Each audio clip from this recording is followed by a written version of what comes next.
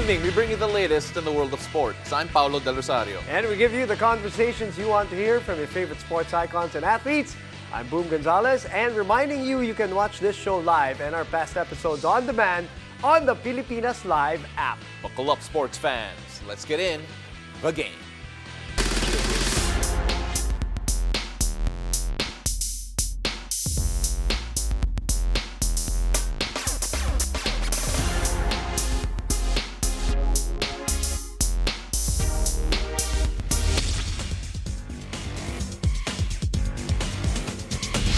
Well, the UP Fighting Maroons are on the brink of bringing the UAAP Season 86 men's basketball title to Diliman, while the De La Salle Green Archers are hoping to keep their season alive. Basketball analyst Isaac Go breaks down the keys to winning and the players to watch in Game 2 of the UAAP men's finals with my partner Boom Gonzalez. Boys, take it away. Hello, Isaac. Welcome back to the show. Thank you. It's good to be back. All right, before we break down your thoughts for game number 2, your general impressions of that game number 1.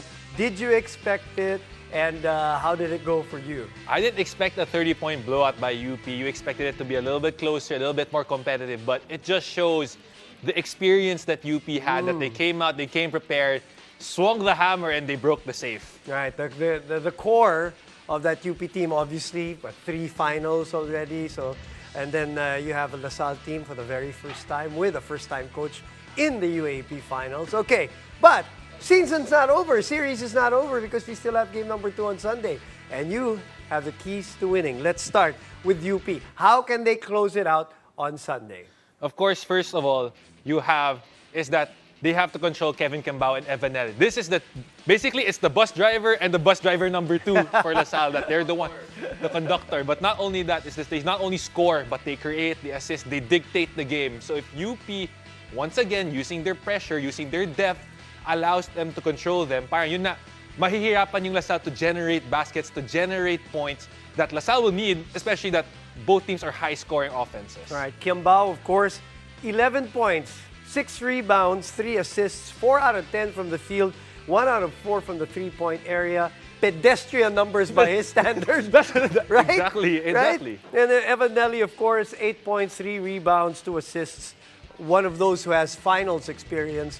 So a lot is expected from him, obviously. But how did UP do it? Before we get to the next key, how did UP control the 2? And this is where, again, they picked up the defensive pressure. They used their guard depth. I think everyone talked about this season that UP had that depth in the backcourt. As you can see in the minutes, 22, 18, everyone played. Coach Golden used his rotation. He used 6-8 guards in that lineup and allowed them to pressure, allowed them to pick up the defensive intensity. And if one gets a foul, parang, no worries, I have another guard who can replace him. Well, UP can actually play with 5 guards. They can. If they really want to mess with your head, they can play with 5 guards. That's how deep they are. But, okay, enough of the small guys. Let's talk about the big guy. That was one of the sore topics, if you may, or if you want to nitpick. It's Malik Diouf getting into foul trouble, which he often doesn't get into, Isaac. You know, he's very good in terms of taking care of his fouls. What happened there, and how did they survive it? And I would say that him getting into foul trouble hurts them in 2 ways. Number 1, it hurts Coach Goldwyn.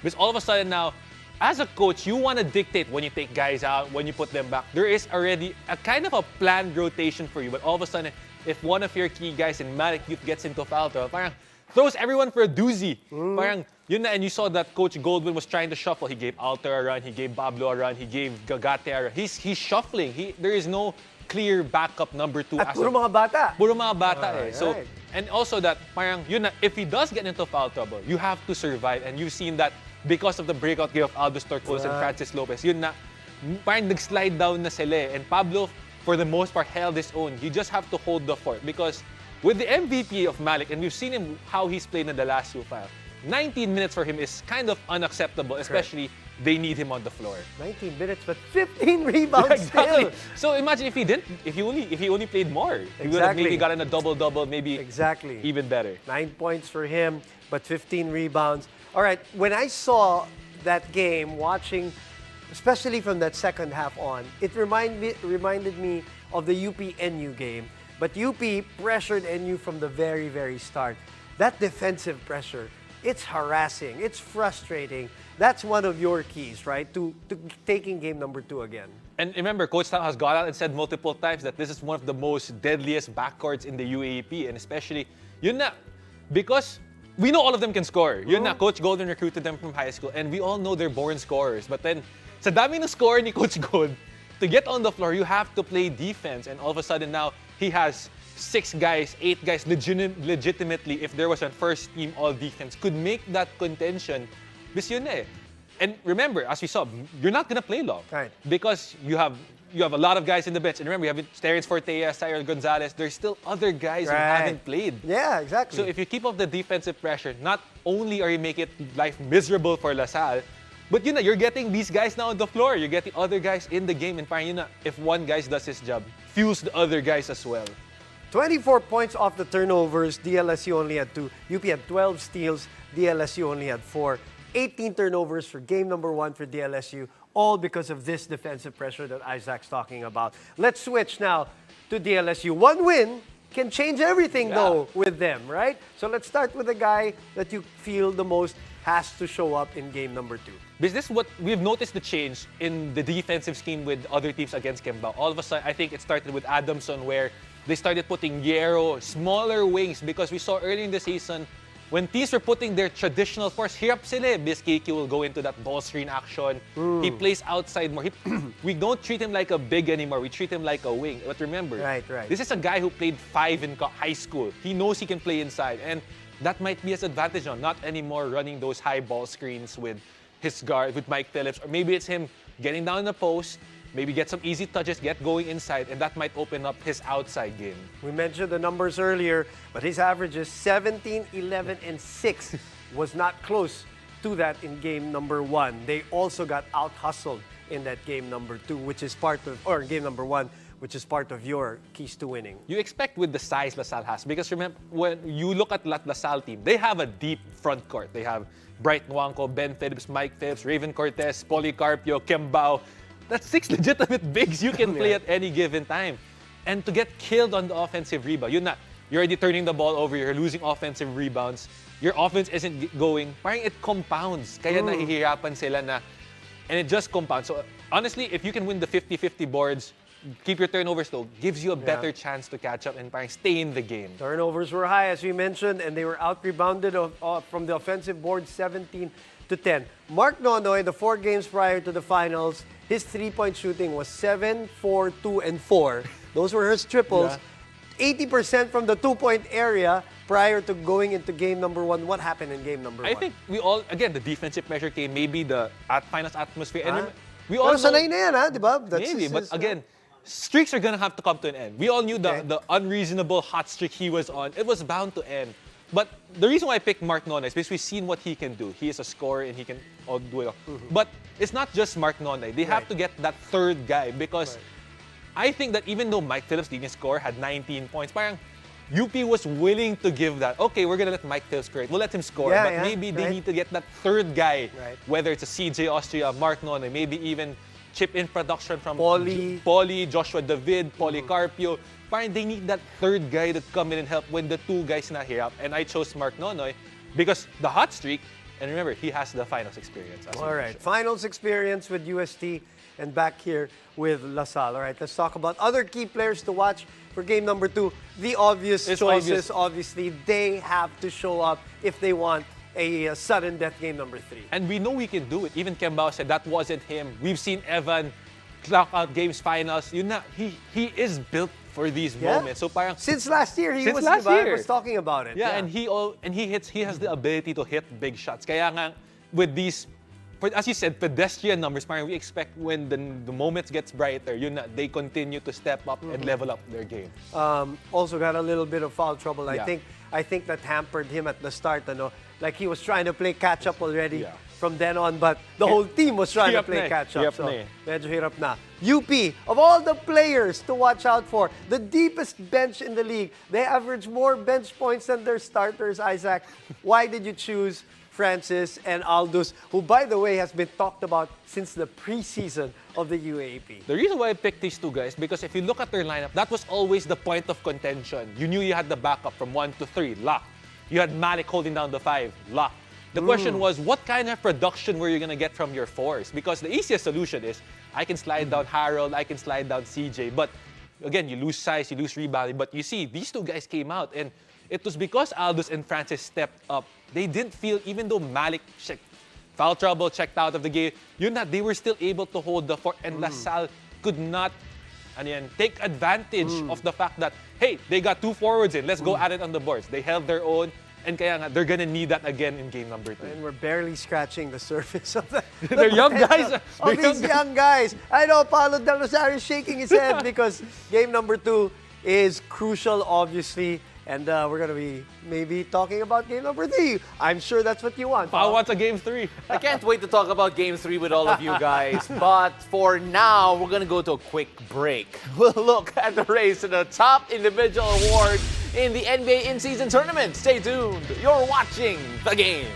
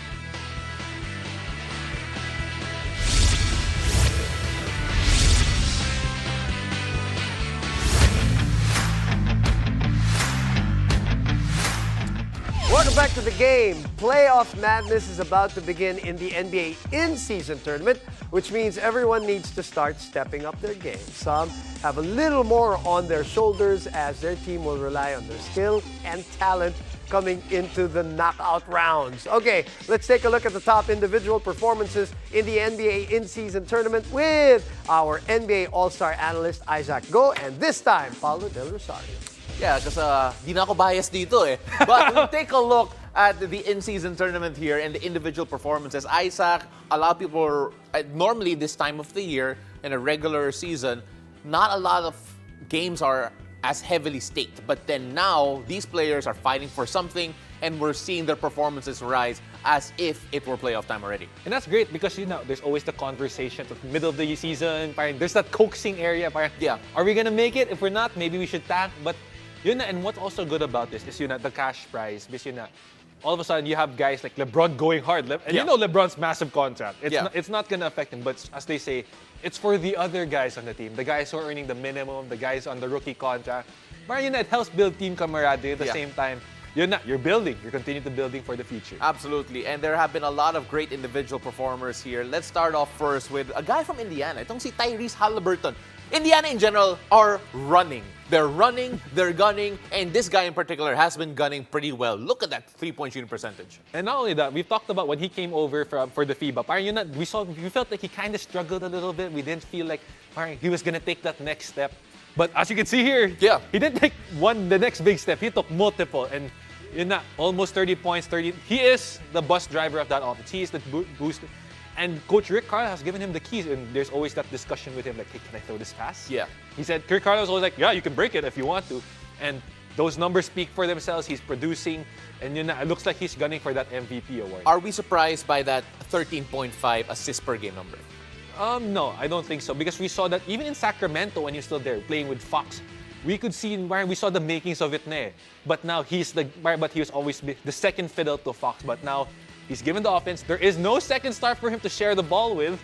So sa kanya talaga, and he's having fun with it, running away with it, and he's just pushing up explosive numbers. You mentioned Aaron Fox, so we're going to talk about him next. Of course, former teammate of his in the Sacramento Kings, and they've been performing well, 4-0 in the West in terms of the in-season tournament, but then 36 points, 8 rebounds, 8.7 assists. Again, these numbers are insane, especially in a contest, in a competition, in a tournament wherein a loss could spell the difference between you making it and you going home. And Fox was always, parang yun na, I think nahirapan sila because they had Fox, Halliburton. And this is one of those trades where both teams won. This now Fox getting another guy in some bonus to help him facilitate. But 36, 8, and 8. We always thought that we knew that there's always when these players like they come, oh, we're super hyped on them, like they're gonna be good. And then they hit that rough patch where we're kind of like, are they gonna take the next big step? They're teasing us. Yeah. But Fox went like, I'm not teasing you. I'm gonna drop these big numbers. You know, he has the speed, he has the shooting, has improved, and it's also the rebounding. And the reason why 8 rebounds is deadly because that means he's grabbing, he's running. That's why Sacramento, Indiana. If you want to watch speed, you want to watch up and down.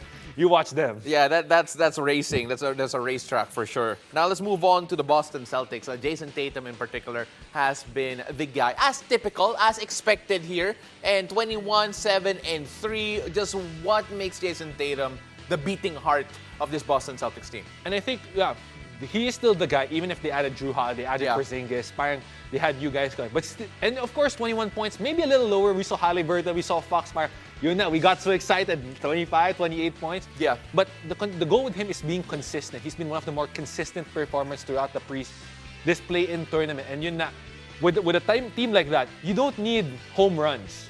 You need to consistently doubles, baseball reference, so that because of him, that's why the Celtics are in a good position in the play-in tournament. Gusto ko na nag-reference ka pa ng baseball and said it was a baseball reference. For those people who don't... for those who don't know, I understand. But here's someone everyone knows. LeBron James. LeBron James and the LA Lakers, he is playing in playoff mode even though it is still November, December, and oh my goodness, that three-point shooting percentage in particular. Wow. Wow. And what else is there to be said about the career LeBron James? He is in year 20 and yet we're still talking about him as maybe a play-in, it's something to add to his credentials, but 25 points, 8 rebounds, 7 assists, 60%. This is the big one because we knew that athleticism was going to drop at one point. LeBron isn't dunking as much, isn't driving as much, but if he's able to hit that number of three-pointers, he doesn't have to. Yeah. You take a look at that and the fact that he is still performing already a playoff level, you gotta feel that there might be another level gonna knockouts. And remember, he also has, and we always talk about Anthony Davis and that roster base, a lot of hurting. Austin Reeves has not, Austin Reeves hasn't taken that next jump that everybody expected him to take. Parang kinuha na ni LeBron lahat ng all that space that people were expecting to take the jump. He still grabbed, like, I'm year 20, I'm gonna grab the touches and still. You're absolutely right. And of course, we gotta also look at another guy who's always expected to be in the MVP conversation, Giannis Antetokounmpo. Nakakalungkot na, I did put Jokic here. Okay, I was gonna say, in the conversation yan yung sinabi ko. But Giannis, of course, is always gonna be there. And of course, there's a little bit of a turbulent period at the start, getting Damian Lillard, a lot of losing games, but all of a sudden, they seem to have figured it out. Maybe they finally found that balasa, that chemistry. This 25 points, maybe subpar. He's averaging around 31, but the 8 rebounds, the 6 assists. This is gonna be big. Because if he's able to keep that field goal percentage up, that assist number up, and maybe that's because he's now playing with a guy like Damian Lillard who's spacing the floor layer. Brook Lopez seems to have been revived. Chris Middleton is finding his groove. Opening the floor for Giannis. And remember, once Giannis goes downhill, only maybe 1-2 guys can stop it in the league. Maybe 3. And you'd still bet on Giannis to do it. And you still bet on Giannis. You'd still bet Giannis to do it. So let's see what Giannis could do here. Of course, Milwaukee Bucks #1 in the East and 4-0 in the in-season tournament. And of course, playoff matchup, New York Knicks. I thought you were going to say Utah Jazz. No. I thought you were going to say Utah Jazz. Hindi, nandito New York Knicks. I can't. My Jazz are out, all right? So anyway, Isaac, maraming salamat. Really appreciate you. Can't wait to see how the in-season tournament goes. So boom, take it back. Oh, New Orleans! Wow! Wow! All right. Boo! We'll give you our latest edition of Court Catch-Up when we return. Keep it here. You're watching The Game.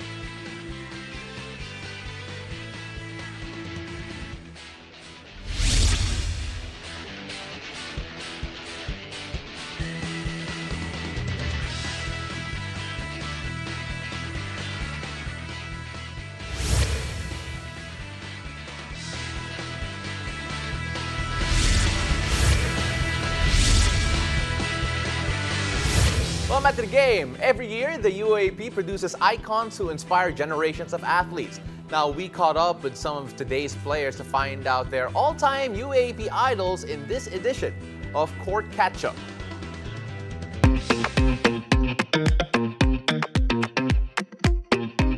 Yung idol ko sa UAP is James Yap kasi same province kami sa Bacolod. And then siya din dahilan kung bakit siguro nag-pursuit ako na maglaro sa UAP. Malik! I'd probably say third year of Venom. I kind of got to work with him during my first year, and he showed me the work ethic that needed to be for this, to play at this level. All-time basketball idol siguro ako Kiefer Ravena. Kasi si Kiefer, nung di pa ako masyadong nasa UAAP, siya yung napapanood ko eh. Siya yung nakikita ko sa TV. Naalala ko pa yung nagpapalit siya ng sleeves every halftime. So, all-time idol is Kiefer Ravena. All-time UAP basketball player na gusto ko si Carl Tamayo. My all-time UAP basketball idol, probably si Geronteng kasi yung last championship niya, I was there when I was watching that time and yun, siya yung naging idol ko. Kuya Aljun Melasio. He's my idol since high school ako until nagkakampi kami sa DLSU. Yun, sobrang galing. Shooter lahat, wala akong masabi. My all-time favorite UAP idol, I would have to say, is Geronteng. Just how he led the team. I even got in touch with him over the years to try to give some pointers. And so, yeah, he's my idol. Shout out to him. Oh, JV Casio. For sure, JV Casio. Super idol ko when I was a kid. I would watch his games. I would love how calm he plays, how smart he plays, and how, you know, his big shots every time. So, JV Casio. No question. Si Carl Tamayo. Hindi, binibiro ka lang kasi si Carl. Magaling rin talaga si Carl. Galing rin sa LA. Pero yung major idol ko rin talaga, si Kiefer Ravena. Naalala ko nung bata pa ako, nanood ako ng game niya. Siguro kalaban NU. Ateneo versus NU yun. Naka 21 points siya, first quarter pa lang. So, sobrang galing. Actually, kasi meron kami yung alumni ceremony sa De La Salle Championship team. So, mga kuyas dyan, Don Alado, Coach Mon Jose, Mayor Francis Zamora. So, it's hard to pick a favorite, just all the people that came before us, you know, really looking forward to continue their legacy. Arwin San. Yung mental toughness niya sa court, yung hustle niya, parang ganun din ako. All time sa akin si Aljun Menesio sa Lasal. Siya talaga yung bata pa lang ako, siya na talaga yung pinapanood ko nung naglalaro siya sa college.